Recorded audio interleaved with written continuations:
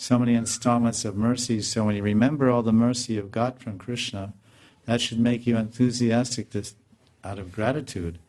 One way to be enthusiastic is gratitude.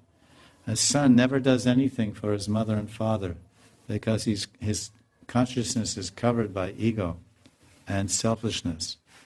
And the parents increase that by their undivided attention and love.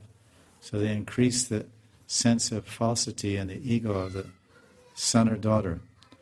But sometimes, some fortunate children, they realize, oh, my mother and father have actually done so much for me, and they've given so much, and they've helped me so much. And then they start to feel grateful.